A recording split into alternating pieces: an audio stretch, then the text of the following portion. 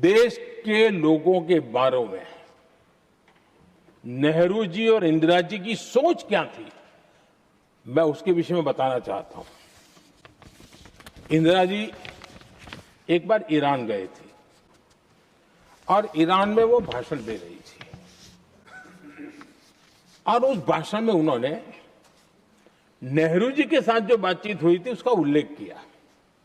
खुद ने कहा है, उन्होंने कहा, और मैं जो इंदिरा जी ने कहा था उसको कोट कर रहा हूं, जब किसी ने मेरे पिताजी से पूछा, यानी नेहरू जी से पूछा कि उनके सामने कितनी समस्याएं हैं, तो उन्होंने उत्तर दिया था 35 करोड़।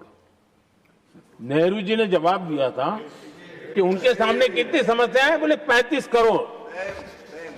उस समय हमारे देश की जनसंख्या थी 35 करोड़। अब आगे देखिए,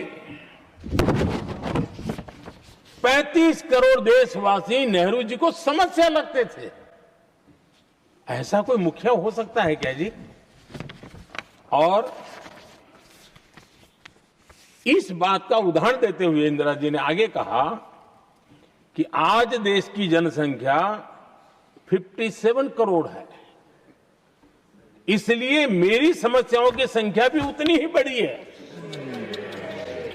यानी पिताजी को 35 करोड़ समस्या वाले देशवासी लगते थे, अब 57 करोड़ उनको समस्या। कोई ऐसा हो सकता है जो अपने ही देशवासियों को समस्या माने? ये फर्क है उनकी सोच और हमारी सोच में, ये फर्क है उनके अप्रोच और हमारे अप्रोच में।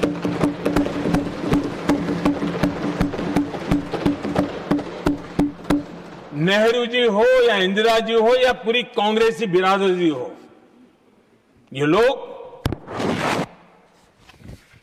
भारत के लोगों को समस्या मानते हैं।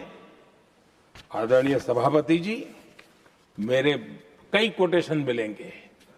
मैंने दुनिया के सामने कहा है, देश के सामने कहा है, और कहा है इसलिए नहीं, ये मेरा कन्विक्शन है। अरे चुनौतियां कितनी ही क्यों ना हो, 140 करोड़ समाधान हमारे पास है।